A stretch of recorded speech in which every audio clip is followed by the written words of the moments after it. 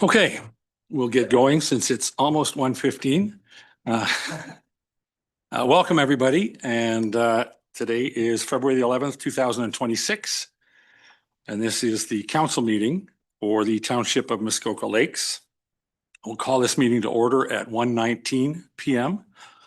I can confirm quorum. In fact, I think between Zoom and in person, we have all but one councillor present at the beginning of the meeting. I would also like to read the Land Acknowledgement Statement. We want to acknowledge that we are on lands traditionally occupied by Indigenous peoples. Indigenous peoples have cared for this territory for the benefit of future generations, and their stewardship throughout the ages is recognized. Thank you. Okay, I'm going to read a public notice. Today's meeting is being live streamed and recorded on the Township of Muskoka Lakes website and its YouTube channel. By participating in the open public meeting today, you are consenting to your image, your voice, and your comments being recorded and posted online. As we always do, we asked for public input on this agenda at TML public comment at muskokalakes.ca. Public comment was received through that portal from Jennifer Barber regarding the proposal to license trades. It was circulated to council prior to the start of today's meeting and will be made part of the public record of the meeting. I also would like to note that in addition to the original agenda, there is a supplementary agenda, and the supplementary was issued to add two matters. Number 6A, public comments, maximum 5 minutes. Agenda item 7.A.3, January 15, 2026 Planning Committee minutes, and action item 11 to be pulled and voted upon separately, and a letter of opposition from Muskoka Lakes Chamber of Commerce, Muskoka Builders Association, and our Muskoka Stakeholders Association. The other item added is 6B, public comments, maximum of 5 minutes. A presentation from Alyxandra Brown, Executive Director of our Muskoka Stakeholders Association, and it's regarding agenda item 7.8.3, January 15th, 2026 Planning Committee minutes, and action item 11, which is to be pulled and voted upon separately. Okay? All right, so as I always do, I have to ask if anyone has a pecuniary interest in any of the matters that are on the agenda. I'm not seeing any, so I'll say the answer to that is no at the present time. If during the course of the debate and discussion today you find yourself offside, please declare so immediately and we'll take the necessary steps. And the last 2 points before we get underway, by way of explanation, I think it's important to note that the motions have been pre-populated with random movers and seconders, and that's only done to expedite the meeting. And secondly, as for voting, all members of council shall physically raise their hand until I have confirmed the vote. If the vote is unclear, a verbal vote will be recorded by the clerk. And in those circumstances, it is not to be considered a recorded vote. Okay. Okay, so we'll get to the business of the day. And the first one is invited presentations. Nothing here, nothing. I guess the first one really is the approval of the consent agenda. So the approval of the consent agenda with the one item pulled. I have a resolution on that one, moved by Councillor McIntyre, seconded by Councillor Burry. Oh, Alyxandra Brown, sorry. I'm out of order. Ally, wasn't trying to skip over. You're on. Welcome.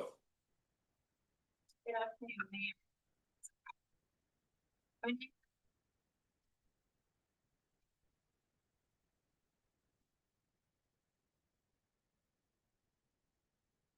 Good afternoon, Mayor and members of Council.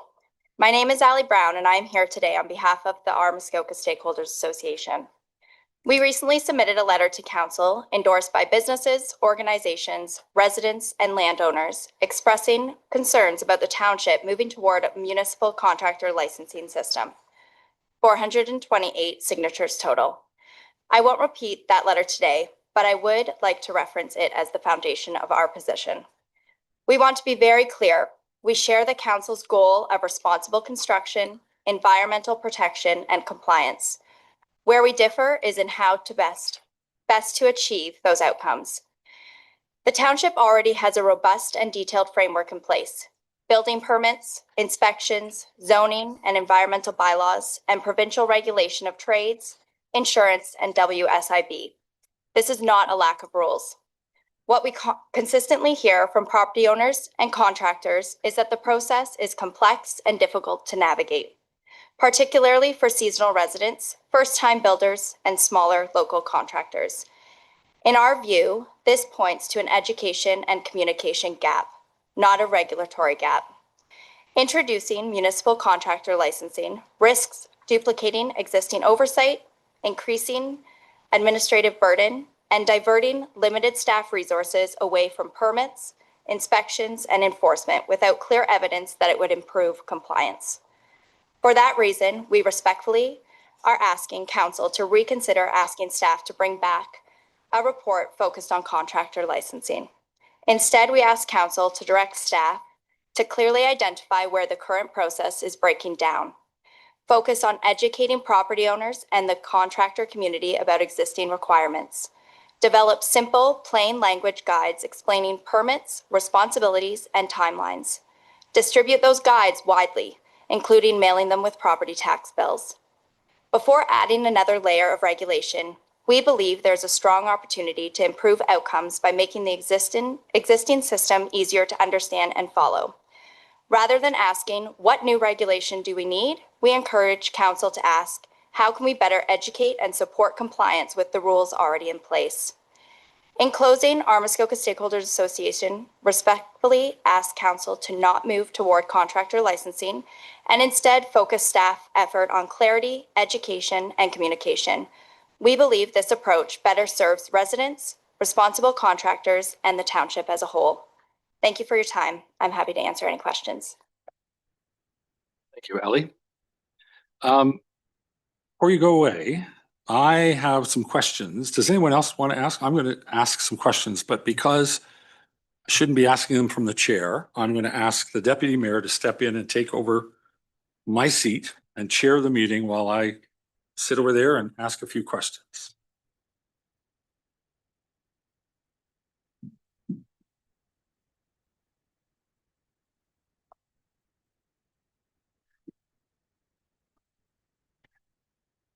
Okay, so committee, we've heard from a delegation today and a member of the public. Mayor Kelley has indicated he would like to ask a few questions. I open that up to everybody else as well, but to lead off, I will Hand me my Diet Pepsi. hand you your Diet Pepsi. Okay.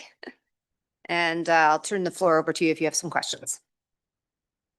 Thank you very much. Okay. I want to go back if I can, and I just really want to try to understand. There's a lot of very good people sitting here. And to me, I don't truly understand what it is that was expressed in the December 15 meeting that could give rise to this many people of interest.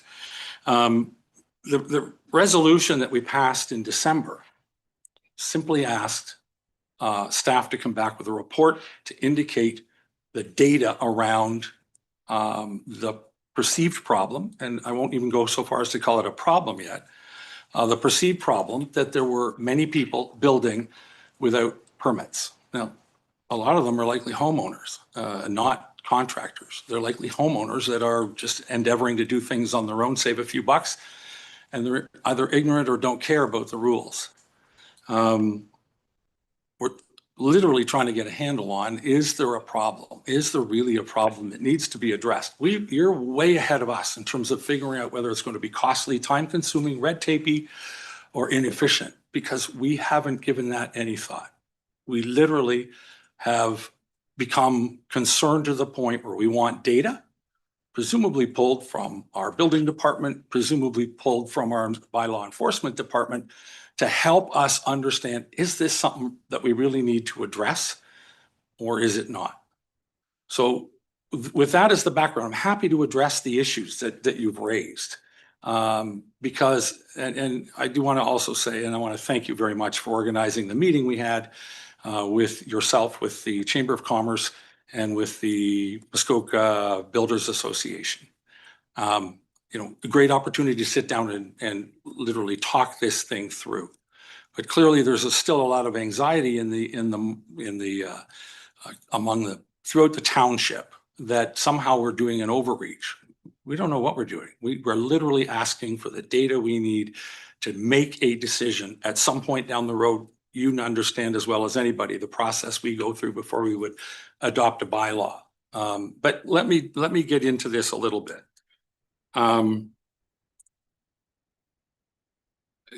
of the things that troubled me in the letter, and it still troubles me because the letter's still out there and nobody's dealt with it, is this notion that we shouldn't even be considering, I think is the language used, something very similar to that. I actually have it here, but I won't read it.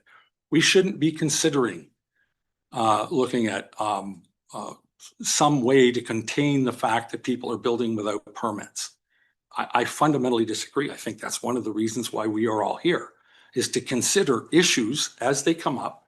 And once we've determined them to be an issue that needs to be fixed, in order to do that, we need to consider it. We need to give it, a lot of thought.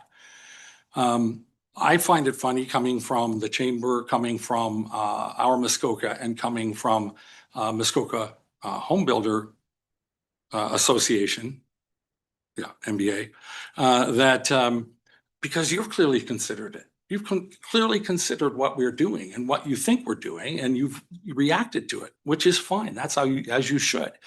But to somehow to come to the conclusion that we don't have the right to consider it, it just baffles me. We need to understand why we're hearing and seeing through anecdotally and through matters coming before planning committee primarily, why we're hearing and seeing about stuff getting done without a permit. So I'll leave that issue right there.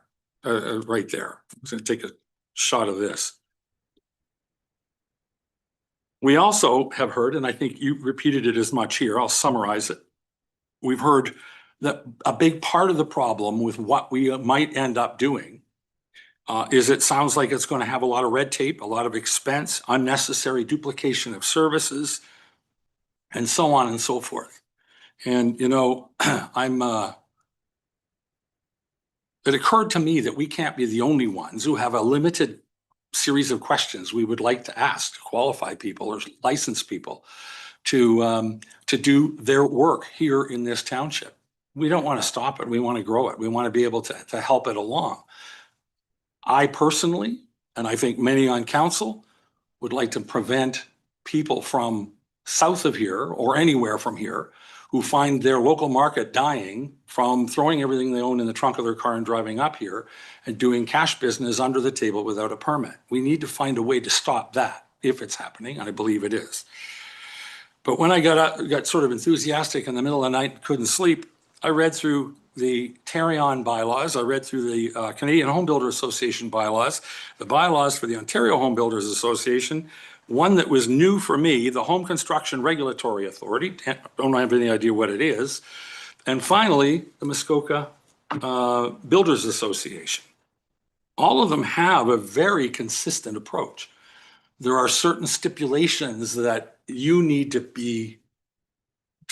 live up to in order to qualify for membership. Minimum 1 year. Your trades have to be certified in each of their trades. You have to have permits. Clearly, you have to have permits. You're expected to comply with all local regulation, with everything, the Canadian Home Building Act. You have to comply with whatever legislation, including municipal legislation on permitting, that needs to be in place so that you can do your work.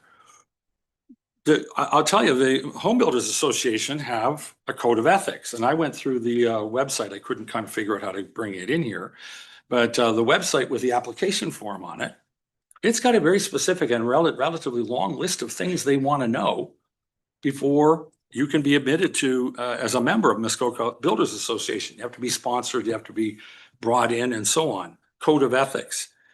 So I guess where I'm going with this, and the question really is if that's all not too burdensome or too expensive or too much red tape, why is it that we would ask probably considerably fewer questions. We're only interested in one aspect of your trade. Do you have permit? Do you carry the permit? You know, the rest of this stuff is, I guess, interesting to know. In fact, I'll be honest with you, when I looked at this Muskoka home builder thing, I thought, great partner they might be to work with us on this. They're gathering the information that we presumably need and a lot more that we wouldn't need. And maybe we can figure out down the road if there's a problem. I mean, I don't want to jump ahead. We're not here to solve any problems that we don't know exist yet. But if there's a problem, maybe working alongside a partner that has similar approach would be a good way to go. But I go back to the question, a simple one. Why is this not burdensome? And yet working with the municipality on some sort of a licensing program, why would it be burdensome compared to these other lists of enterprises that all require similar sort of registration? And I thank you for that. I was just about to ask you if there was a question. I gave you a lot of freedom and creative license because this is typically your meeting.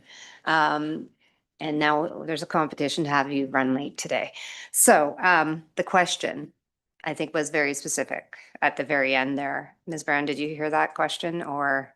Yes, your question is why any process would be burdensome compared to what people who are a part of the MBA. Right.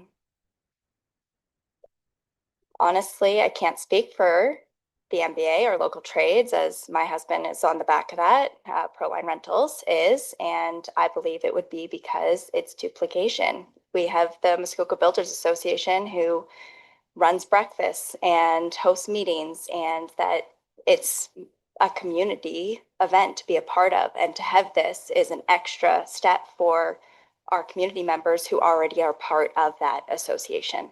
So that is why I believe that this is above and beyond for the local community who are trying their best to understand and be compliant into what is already going on. I believe that this is an extra step that is unneeded for our community. So then, and I want to make sure I'm not misinterpreting your words. So part of the issue, or a big part of the issue, might be an inability to understand the bylaws the way we've written them. Is that the challenge? Because I think I heard you say that. Okay. My understanding is that for compliance issues, which was how this, I believe, all came about on the 15th, was due to a compliance issue. Am I correct on that?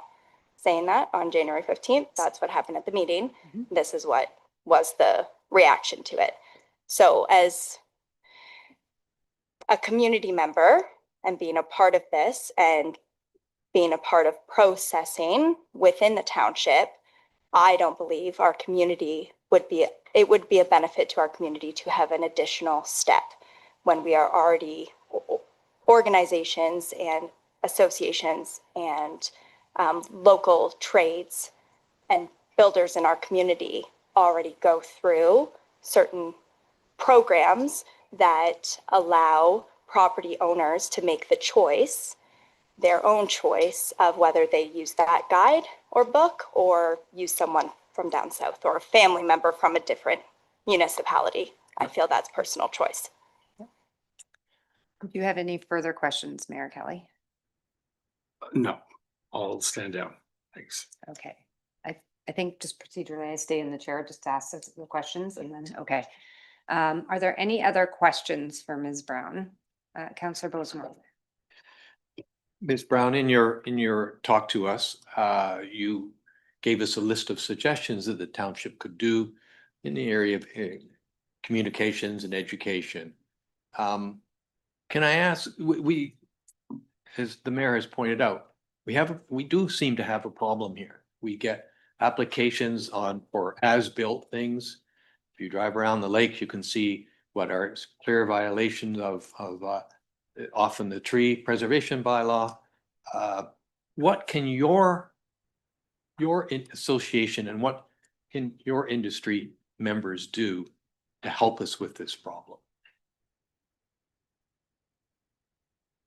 I guess, to work alongside Rachel and come up with easier, legible guides that can go out to your residents and the locals. And as I said, add it to the tax bill. Everyone gets one of those and everyone has to pay one.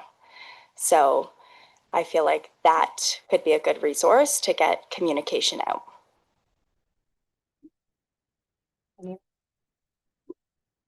It's okay. Councillor Kent. Thank you very much. I guess my question for you, Ms. Brown, is what is your objection to the township actually acquiring the information to understand what the situation is?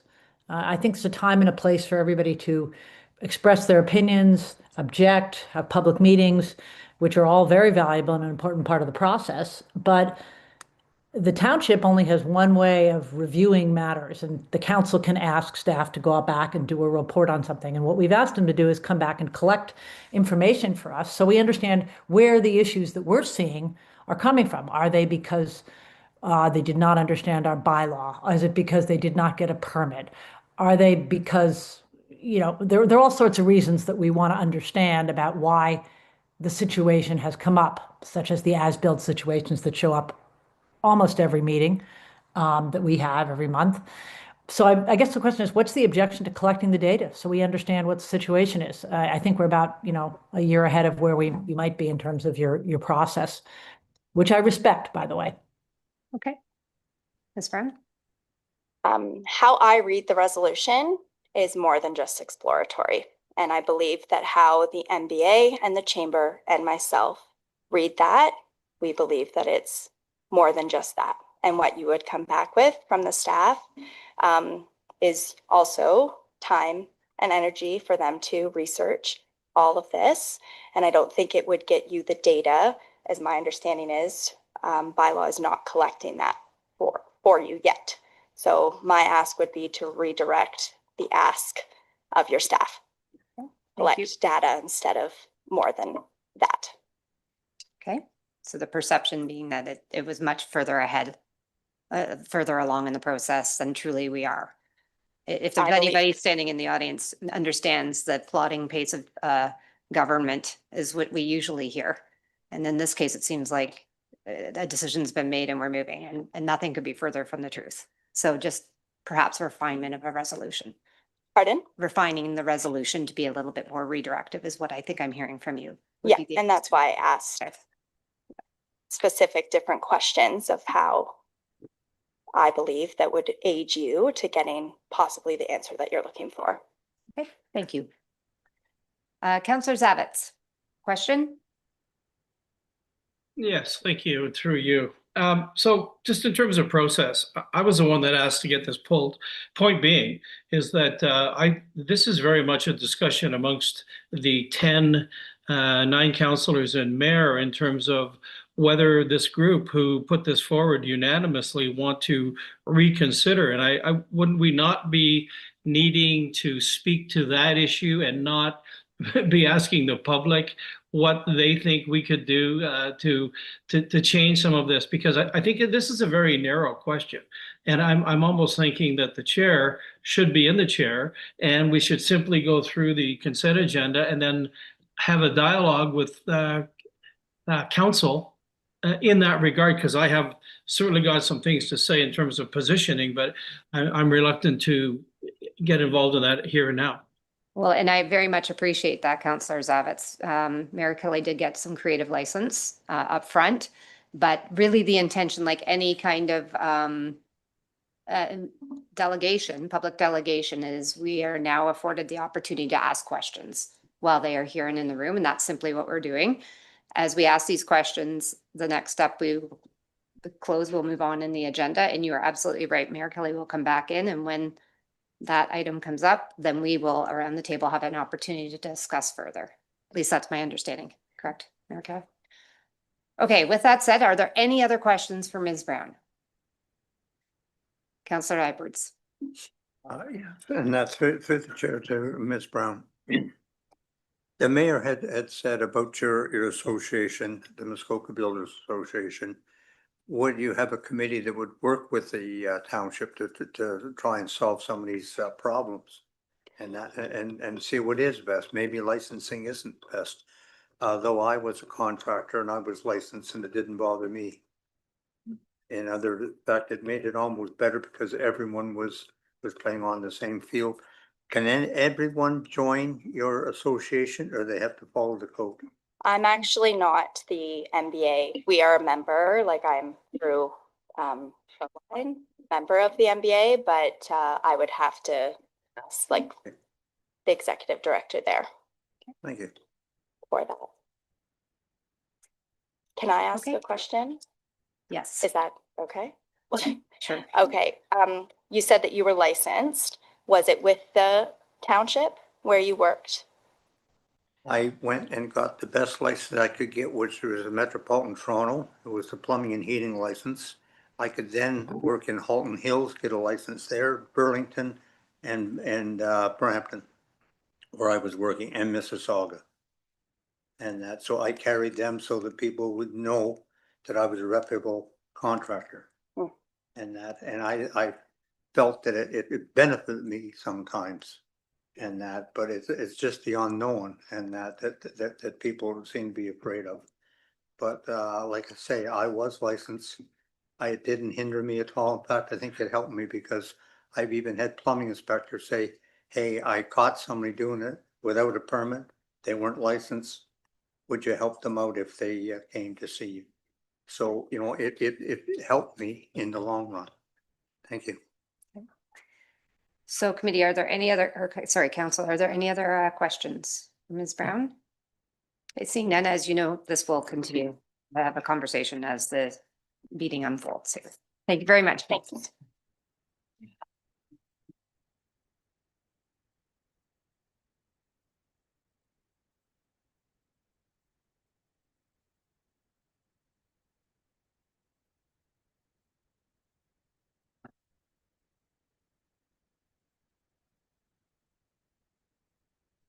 This is everything but. Okay, thank you very much. We're going to move on with the consent agenda. The first resolution deals with everything but the matter that we just discussed, which was pulled and will be dealt with next. Moved by Councillor McIntyre, seconded by Councillor Burry. Be it resolved that the mayor and council adopt and enact the following minutes and recommendations contained in the February 11, 2026 consent agenda and direct staff to proceed with all necessary administrative actions. Number 1, January 14, 2026 General and Finance Committee minutes and action items 1 through 4. Number 2, January the 14, 2026 council minutes. And number 3, January 15, 2026 Planning Committee minutes and action items 1 through 10.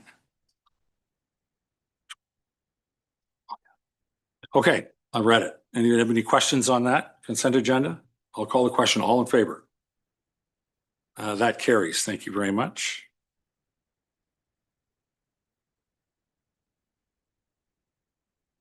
All right. Okay, next up is the resolution that was pulled from the Planning Committee. And I believe there were 2 individuals who wished to speak to why they were pulling it. One of them was Councillor Zavitz and one of them was Councillor Roberts. I will read it first and then you'll have an opportunity to explain why it's pulled. Moved by Councillor Zavitz, seconded by Councillor Roberts. Be it resolved that the mayor and council adopt and enact action item 11 contained in the January 15, 2026 Planning Committee minutes as follows. The council directs staff to undertake an initial review and report back on the feasibility implications and potential scope and options of a contractor licensing program within the township, including legal authority, administrative requirements, costs, and enforcement considerations. Okay, anybody have any questions? I'm going to look for comments now. If you wish to speak, Councillor Roberts. Thank you, Chair, but I'll defer to my colleague, Councillor Zavitz, to start, then I'll pick up from. Thank you. Councillor Zavitz. Thank you, Mayor, Chair, and through you. I had asked for this item to be pulled for further review and reconsideration. The basis for the action, seconded by Councillor Roberts, CC'd on this email that I'd sent to the clerk when I first pulled it, is reflected in the video footage of 2 hours, 25 minutes to 2 hours, 34 minutes, limited to some 9 minutes of total discussion and debate to arrive at the motion that we all voted to the affirmative. And again, our process is all about sober second thought. We delay 30 days. Here we are now, final approval of that particular item and all of the items from our January agenda.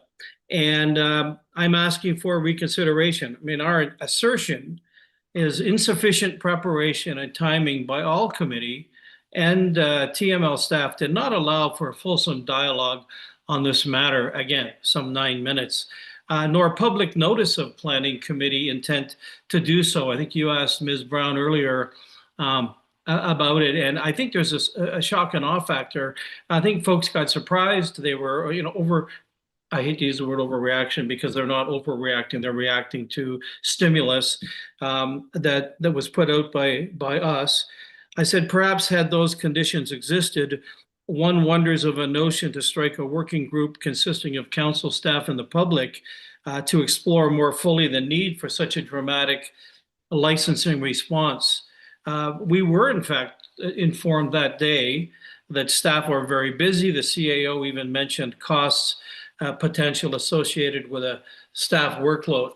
I do have and with your indulgence, I will carry on here because, one of the reviews that I have been doing since we put this thing together, and the dialogue that we're involved in right now, builder and contractor licensing it to some of us should probably be the absolute last resort to what may or may not even be an issue in our township. We don't even know we really have a problem. What is the problem? And here's why I say that. In 2025, some $170 million of 1,160 building permits, 3 a day, were issued by Township of Muskoka Lakes. That's $1.65 million in township revenue, which is also an increase of 49 permits versus 24 with an additional $8.5 million in value and 100,000 more permit revenue.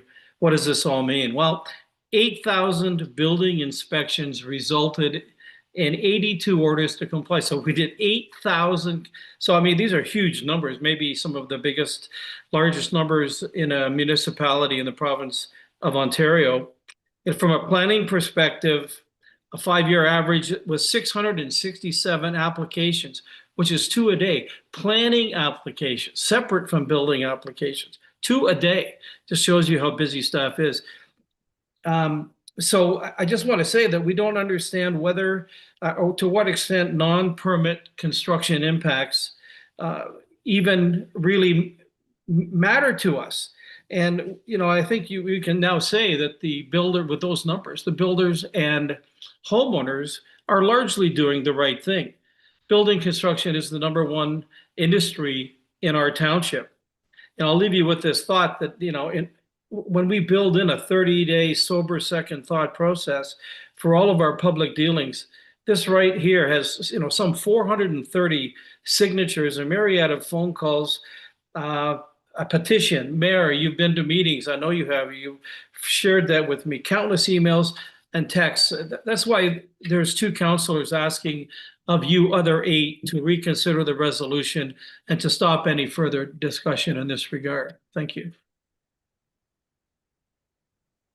Okay, thank you. Councillor Roberts. Thank you. Thank you. And thank you to Councillor Zavitz. We had some discussions on this and we not necessarily agree with the next steps, but I support a lot of what Councillor Zavitz said. I support polling the resolution following my discussion with a contractor, a constituent who is a contractor, regarding the advantages and disadvantages of a contract licensing program. I do support the committee's view that we need to begin the process to address what appears to be significant and ongoing issues with property owners, not contractors, undertaking construction without the required building permit. In my opinion, that a well-considered and measured solution is necessary to effectively address and deter this bylaw non-compliance. My concern is the committee's direction that is stated in the minutes is narrowly focused from my interpretation. Only looking at a contractor license, and I'll expand on that in a second. And in doing so, we're overlooking other feasible alternatives that I heard this morning, or this afternoon, I guess it is now, of possibly working together.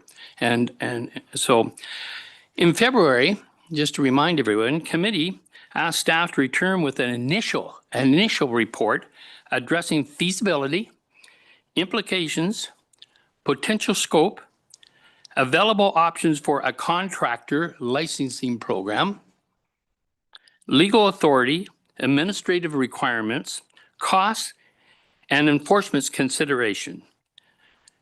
In my opinion, this represents a comprehensive scope of information that would typically be more appropriate for a near final report.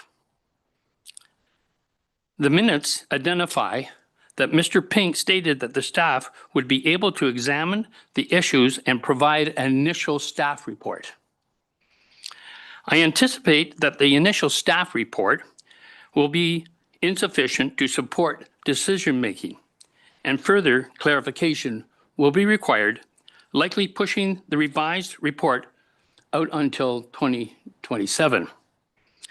Your Worship, I have one question that maybe we won't want to answer right away, and a suggestion for consideration on a path forward. My question is, would someone please explain for my benefit and that of the public why it is so urgent to ask staff to put other important 2026 work items on hold to create an initial high-level report on contracting licensing program? I suggest I talked to a few contractors on this, and I did propose some of this stuff to them, and they thought it was a good idea. So I'm just throwing that out for my interpretation. I suggest we revise the resolution. The resolution was just too complex, too all-encompassing, and it didn't in anywhere say, look at other alternatives, to request staff to prepare a report clarifying the problem. What is the problem we are attempting to solve?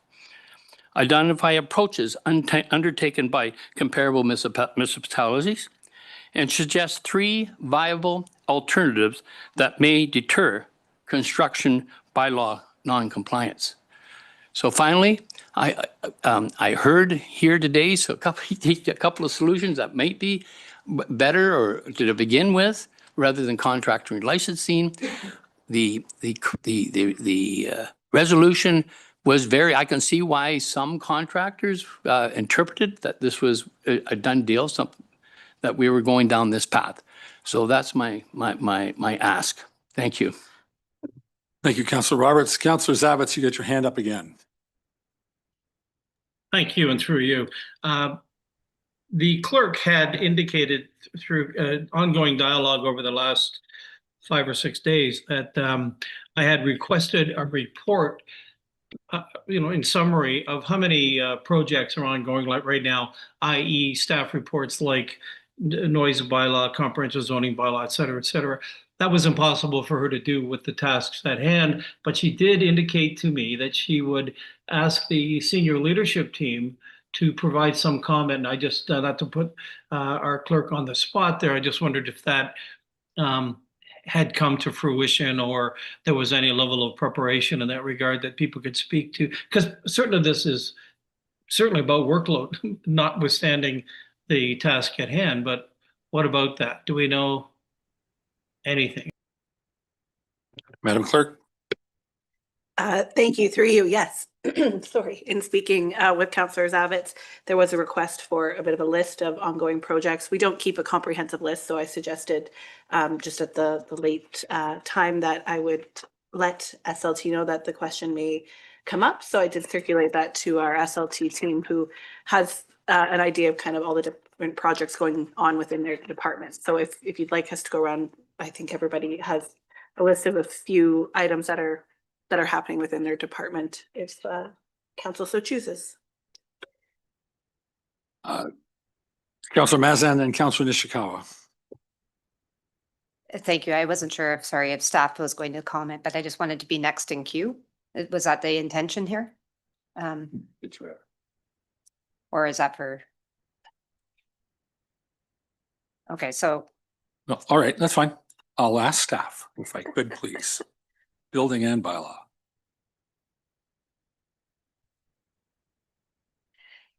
Thank you, Chair. So I'll respond to bylaw, economic development, licensing, planning, and building, I guess.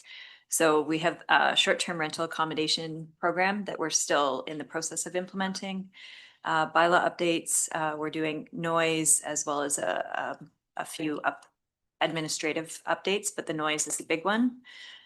In the Economic Development Division, we are updating the Economic Development Strategy this year, which is a significant project, as well as doing updates to the Community Improvement Plan, as well as a number of updates to some of our grant policies, which you have seen.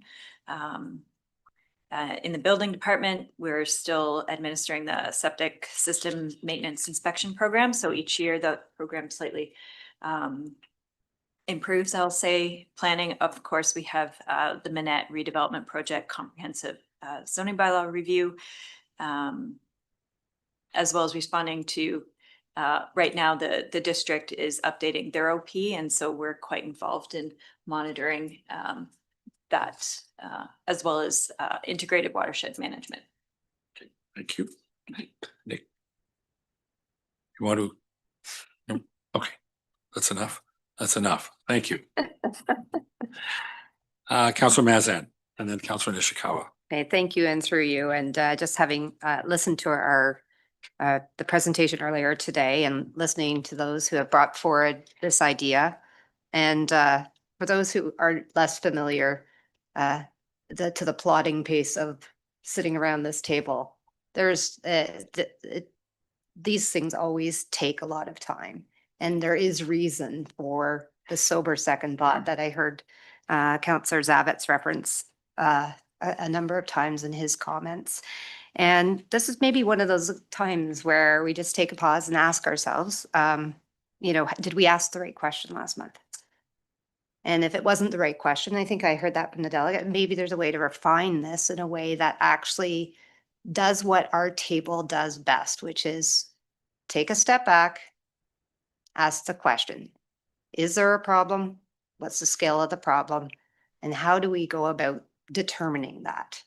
And so perhaps would like to ask or suggest if there's an opportunity to refine the current resolution to make this a more focused, and I don't have the language necessarily, I'd be leaning on perhaps you, Mayor Kelley, and staff to help refine that.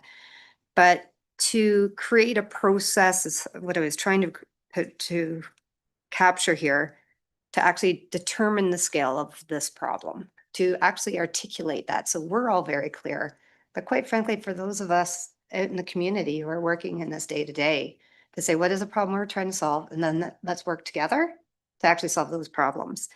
And quite frankly, and it was funny, Councillor Zavitz is going through all sorts of stats. And I was thinking to myself, that is the way forward and that's one of the things we pride ourselves on, is making sure we make decisions based upon facts and analysis.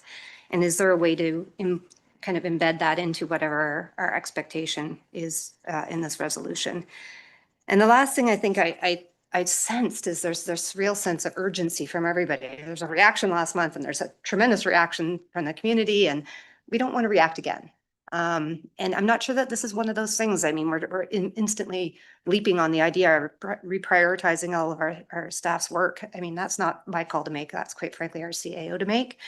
But just understanding in this resolution, what kind of timing is to be considered and contemplated. And so I think this might take a bit of time. Those are some of the thoughts I've been preparing as I was trying to listen today. And I put that out maybe to, I guess I get through you to say, is this maybe the path forward?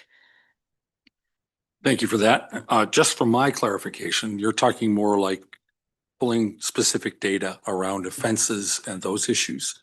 Yeah, I think I mean, this is where it started, was there is a reaction to behavior that is perceived to be in the community. There's always going to be a variety of opinions as to, is that exactly happening? And what's the scale of it? And I think in order to do that, we probably need to lean on our department over here to understand the permits coming in. Like Councillor Zawitz was starting to rhyme off some, but truthfully, staff needs to go back, I think, and really try and help us understand the trends, do some analysis in that area. So the exact of what I can open up, but. Perfect, thank you. Does anybody have any comments? Councillor Bosenworth, oh, sorry, Councillor Nishikawa, you're right. And then Councillor Kent. Thank you through to David Pink. I think there's valid information that could be gathered. Certainly I can talk about 2 properties right now that I will be talking to the building department about, but in fact, those contractors are coming up from the city and everything that's happening is very irregular to what we would normally see local builders doing. So that those things are happening out there. But what I was going to ask Mr. Pink, if you would agree the wording that Mr. Roberts has brought forward, because I don't want this sort of idea to die. We just keep ignoring that there's a problem out there, and whatever that is. And I'm also not looking at taking up a lot of township staff because I want an immediate answer. It doesn't happen immediately. I'm actually kind of surprised that a councillor could actually gather so much information, because in fact, we were never allowed to do that as councillors in the past. That would have to come through as a resolution at our council table that they were looking for this type of information. So I'm asking Mr. Pink if he would move that what Mr. Roberts brought forward. Thank you, through the chair. Perhaps if I don't have the language in front of me, I might have to go through more closely, or if Councillor Roberts could repeat it. But if the desire is to establish a working group, I think is maybe the correct understanding. I think, to be honest, my opinion would be that might be a later step if council actually directs that a licensing regime wants to be explored. That is something we certainly would consider staff and propose that to council. Whether you want to, we do that with other large projects, such as short-term rentals. We established a working group, and I would think similar here, but that would be later. The impression I'm getting, the discussion around the table is, are we even there yet? And maybe we need to frame what is the problem. Is there a problem first? And I'm happy to work with the clerk, and I think we can craft a resolution that captures that if that's the interest or the goal. But again, I think moving to a working group to further study it, again, that would come later, because again, staff would have the data, the stats, the background information, all the municipal records, and we're happy to compile that and inform council again on trends, gaps that we're seeing, our enforcement processes, so that you can be better informed whether you want to even explore a licensing regime and potentially a working group. I think this is the way I'd. Okay. Councillor Nishikawa, you got a follow-up? My follow-up would be to Mr. Pink that, in fact, I think there's value in having a working group to even establish that we have a problem. I'm not talking about statistics. Sometimes it's just talking about what's happening, what they see their neighbors, that type of thing. And, you know, there's been a real trend, for instance, to buck up the first story of a boathouse bylaws. We've been ignoring that for years. And so I'm not sure, I believe that could be a community kind of conversation about why are people going against our bylaws, those types of things. So I think there's an opportunity. I'm not sure how we would frame that in a resolution right now, but I think there is a further opportunity to bring something forward. Thank you for that. Councillor Bosenworth and Councillor Kent, and Councillor Zawitz. Thank you, Your Worship. I think we do have a problem. And I think that problem is that we, in my now 7 years of experience, We see regularly applications with no permit. We see, if you look, I think the upcoming bylaw report, one of the largest, the number of violations are the tree preservation. We have site alterations going on. We have buildings that don't require permits being built, but not in compliance with our bylaws. So I think we have a problem. We don't know how big it is. But the perception is it's fairly big. So I think there's a public perception out there that we have problems. So I would suggest that we want to address the problem, understand its size, and look at some options, one of which might be a licensing agreement. But certainly another one is, I mean, obviously some of these are being done by owners on their own. So communications with owners, some of the ideas that Ms. Brown came up with, we know what the problem is. One solution might be licensing, but there are other things that we can do to help with our end objective is, you know, if you read our official plan, it's there's lots of things in the towns, we've got objectives. On the waterfront, we have objectives, and they are expressed through our bylaws. And those, you know, those were all developed with a lot of community input. And so that's what we believe that the community wants. And we are not getting compliance sometimes. We've got a community here who can help us. So I think we should expand this a little bit and say, you know, we have the problem. We would like to explore alterations for getting better compliance with our bylaws and regulations. That's the way I would like to do it. And the first thing that we ask staff to do is go back and assess the size of the problem and some suggestions on alternatives to reduce the problem. Exploratory. Thank you very much. Councillor Kent, I think you were next. Thank you. I agree with Councillor Bosworth. We do have a problem. One of my concerns is we may or may not have the data because some of it may not be capturable by our systems or people have not been using the complaint system properly. So we have some data, but we may not have enough to be able to make an educated decision. But I think that the resolution, which I think is a reasonable thing, needs to go back and be recrafted to be a collection of data and analysis approach as number one. Number two, I think we need to know what other communities do to manage licensing if it is, or manage their bylaw enforcement processes. Councillor Burry has given some good examples and some conversations of what other townships have done. And I don't think that we need to think that we're out to lunch here. There are a lot of communities, actually majority of them, that have done things similar. And then three, once we get all that data, then we evaluate what our options are. And I don't think that was ever the intent. And fourthly, I would just say nothing in the resolution required that the work got done immediately. It was a project that needed to be done. A lot of people have concerns, and we sent staff back to look at it. It didn't have a timeline on it. It didn't have a prioritization on it, but it was a way of putting it in the queue for when they got to it. So I think it needs to be done. I think the work needs to be done. I think we need to refine the resolution and move from there. Thank you for that. Councillor Zavitz. Thank you, Chair, for that. Let's just, for Councillor Nishikawa's edification, the answer to her question, item 10 in tomorrow's public report on from the Director of Development Services and Environmental Sustainability. All of the information that I just read out there is in there.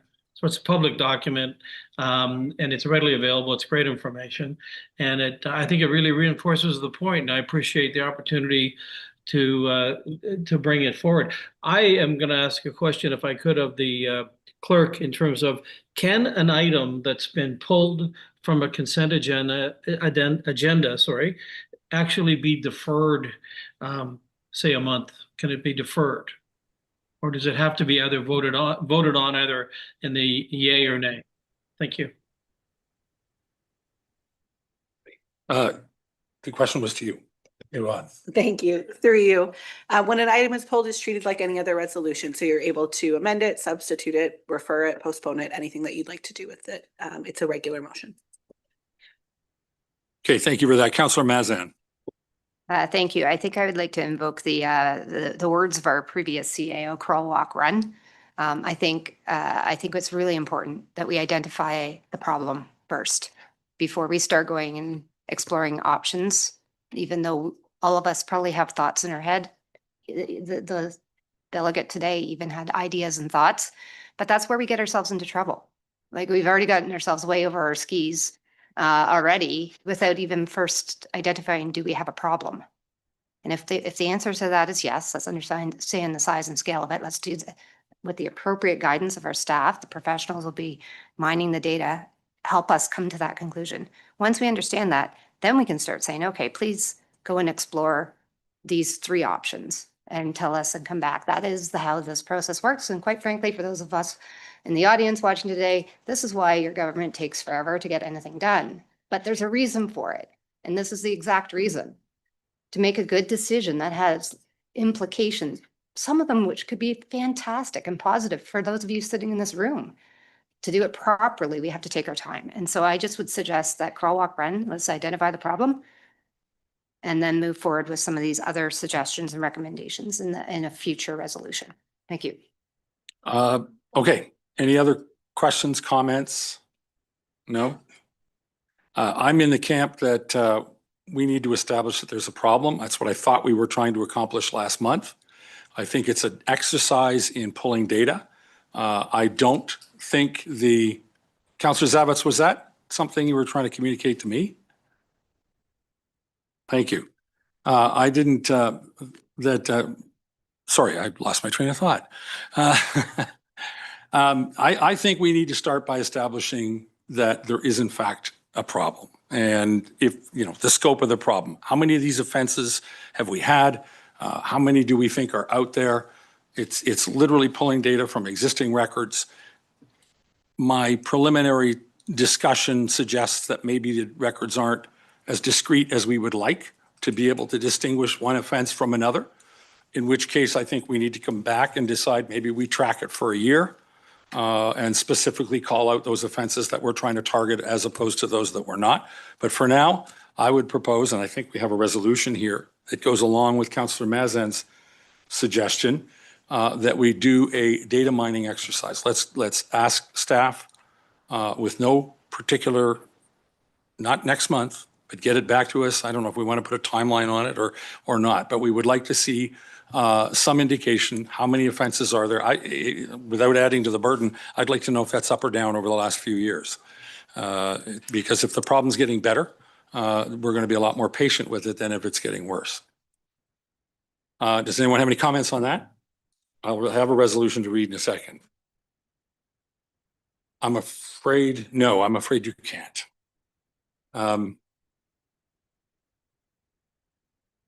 Just a second, we could get a quieter printer.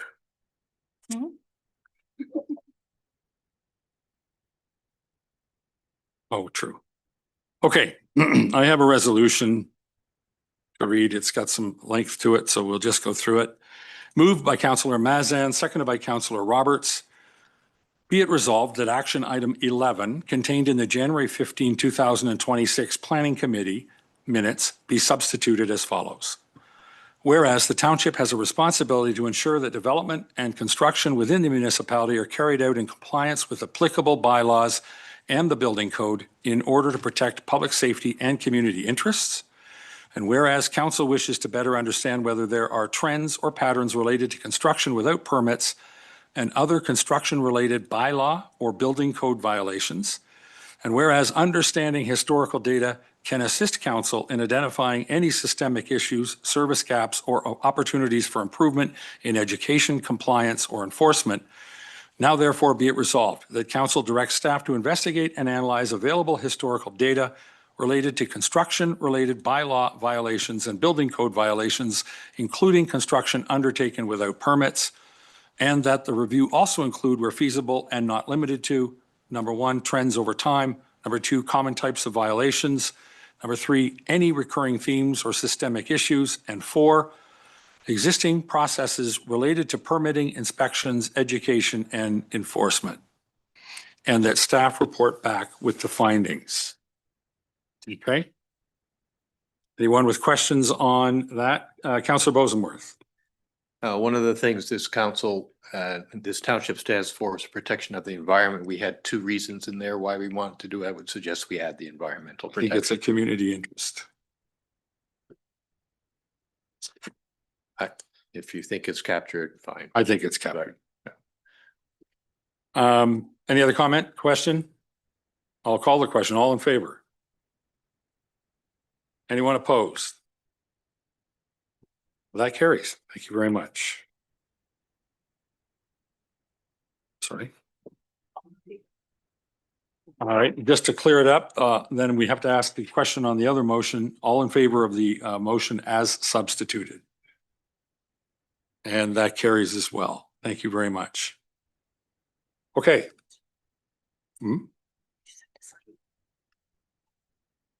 Yes. Oh. Right, there you go. All right, do we need to? All right, why don't we just take 5 minutes and everyone can grab a drink or do whatever they want to do. Thank you very much. We'll be back at 2:25.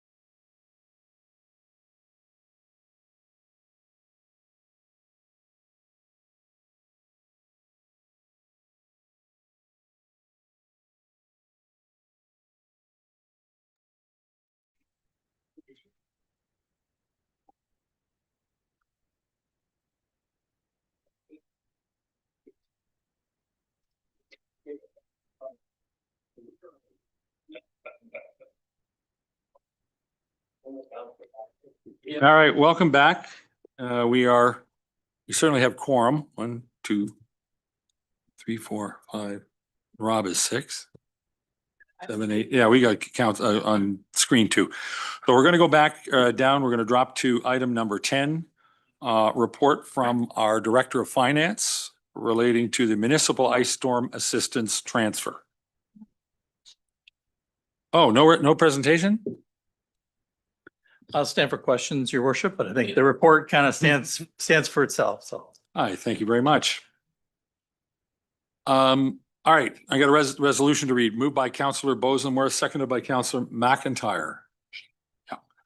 Be it resolved that the mayor and clerk be authorized to sign and execute the transfer payment agreement, bracket TPA, with the Ministry of Municipal Affairs and Housing to receive funding for reimbursement of a portion of eligible costs incurred related to the March 2025 ice storm. Anybody got any comments, questions? All in favor? That carries. Thank you. All right, next up.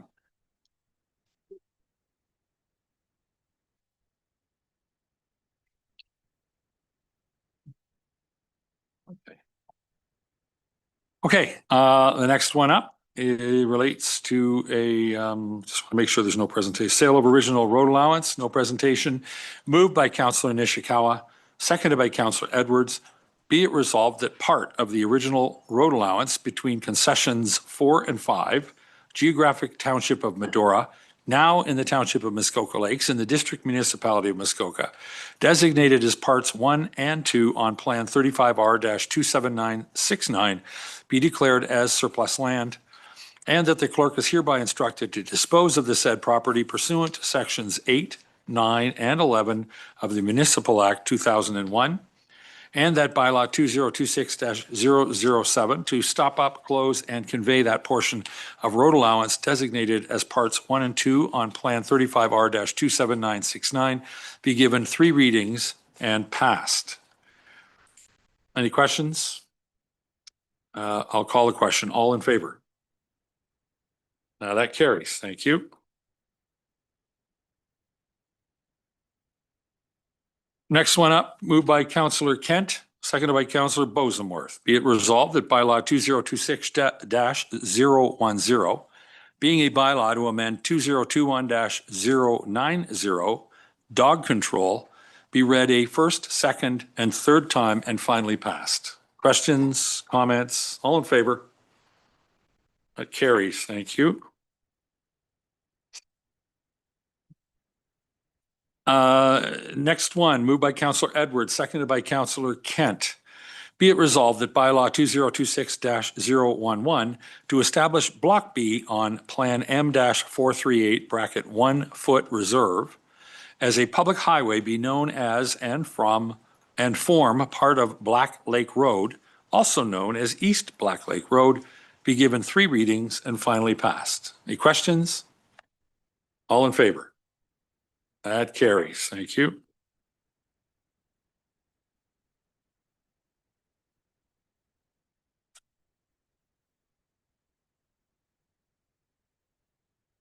All right, next up, moved by Councillor Roberts, seconded by Councillor Nishikawa. Be it resolved that part of Sagamo Boulevard, registered Plan 32 of the geographic township of Medora, now in the township of Muskoka Lakes, in the district municipality of Muskoka, designated as Part 3 on Plan 35R-27937, be declared as surplus land, and that the clerk is hereby instructed to dispose of the said property pursuant to sections 8, 9, and 11 of the Municipal Act 2001, and that bylaw 2026-016 to stop up, close, and convey that portion of Sagamo Boulevard designated as Part 3 on Plan 35R-27937 be given 3 readings and passed. Anybody have a question?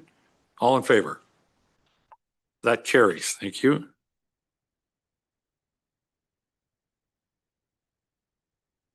All right, this one's moved by Councillor Burry, seconded by Councillor Zavitz. Be it resolved that bylaw 2026-017 being a bylaw for the purpose of acquiring part of Lot 35, Concession 12, geographic township of Medora, now in the township of Muskoka Lakes, in the district municipality of Muskoka, designated as Part 1 on Plan 35R-27937 in exchange for the transfer from the corporation of the Township of Muskoka Lakes of Part 3 on Plan 35R-27937 to the registered owners of the abutting lands described in PIN Parcel Register 48142-0584 bracket LT, and to establish said Part 1 on Plan 35R-27937 as part of the municipal highway system, be read a first, second, and third time, and finally passed.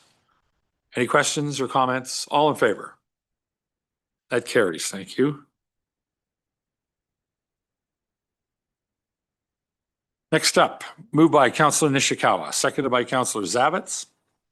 Be it resolved that bylaw 2026-019, being a bylaw to deem lot 59, Plan 32 in the former Township of Medora, now in the Township of Muskoka Lakes, District Municipality of Muskoka, being a lot on a plan of subdivision, is hereby deemed not to be a lot on a plan of subdivision for the purposes of Section 50 Sub 3 of the Planning Act 1990 as amended. Bracket Newell and Coffey, roll number 4-17-069, be read a first, second, and third time and finally passed. Questions? All in favor? That carries. Thank you. Next one up, moved by Councillor Bosenworth, seconded by Councillor Edwards. Be it resolved that bylaw 2026-012, being a bylaw of the Township of Muskoka Lakes, to adopt amendment number 63 bracket Bala Bay Inn to the official plan of the Township of Muskoka Lakes, be read a first, second, and third time and finally passed. Any questions? All in favor? And that carries.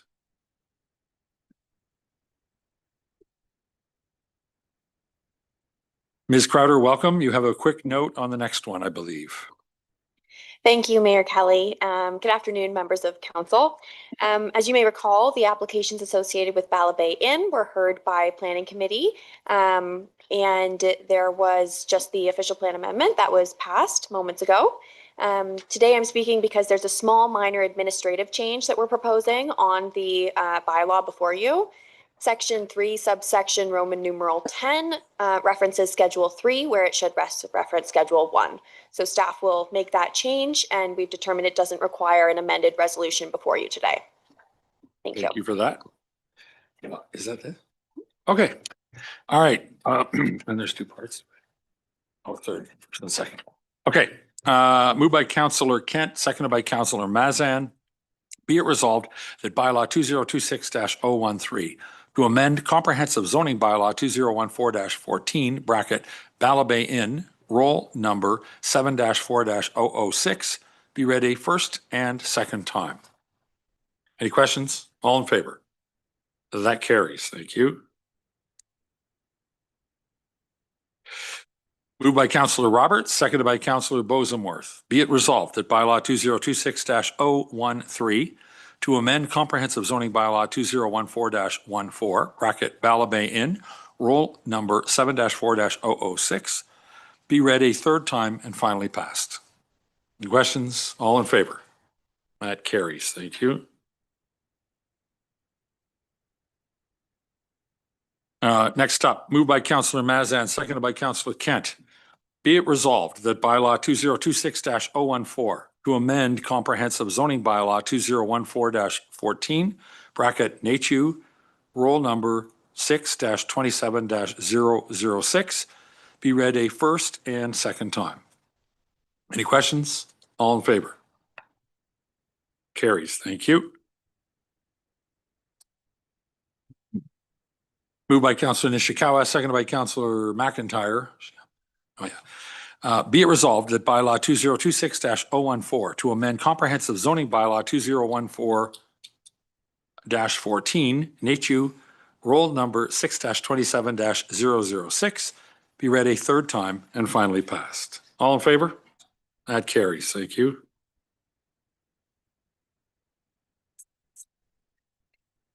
Okay. All right. This one's moved by Councillor Bosenworth, seconded by Councillor Roberts. Be it resolved that bylaw -015 to amend comprehensive zoning bylaw 2014-14 bracket 2838234 Ontario Inc. Roll number 4-11-045 be read a first and second time. Any questions? Councilor Nishikawa. Thank you. If I could have your indulgence. I guess it would be through you to Jennifer Huff. I was trying to identify the large dock and the width of the large dock, and I had thought we had put things in place that we didn't allow such large docks, and I couldn't find all the information that that we've quite frankly passed over the years. And like we didn't want people to have large party docks. Where would I find that? I just I could not track down.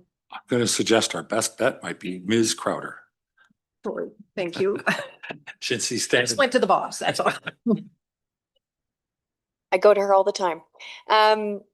Thank you, through you, Mayor Kelley, to Councilor Nishikawa. In this particular application, the dock in question has legal non-complying attributes to it, which permitted the over width dock that you see before you.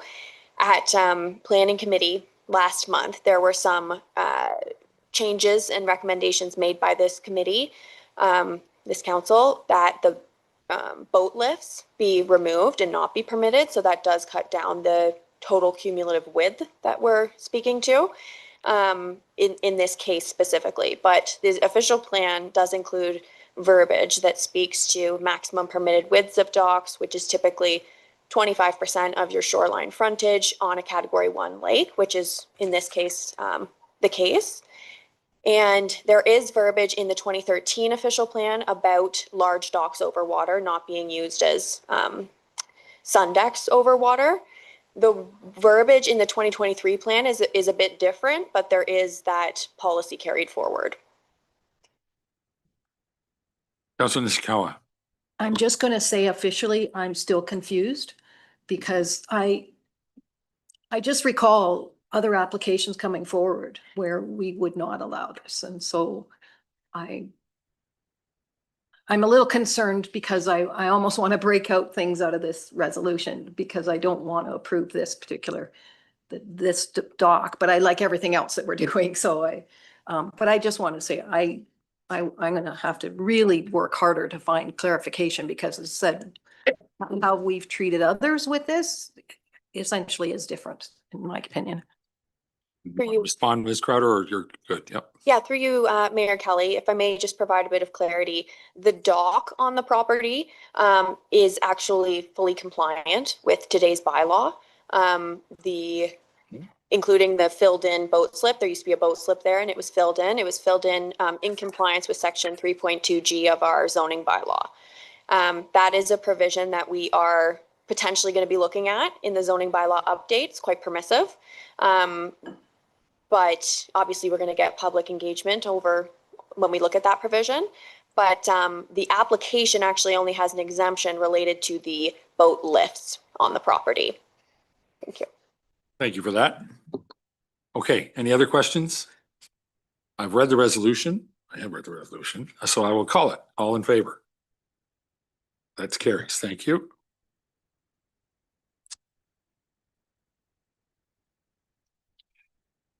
Next one up is moved by Councillor Kent, seconded by Councillor McIntyre. Be it resolved that bylaw 2026-018 to amend comprehensive zoning bylaw 2014-14 bracket Smith, roll number 6-2-042-01 be read a first and second time. Any questions? I'll call it. All in favor? That carries. Thank you. And that next one moved by Councillor Nishikawa, seconded by Councillor Burry. Be it resolved that bylaw 2026-018 to amend comprehensive zoning bylaw 2014-14 bracket Smith, roll number 6-2-042-01 be read a third time and finally passed. Any questions? All in favor? That carries. Thank you.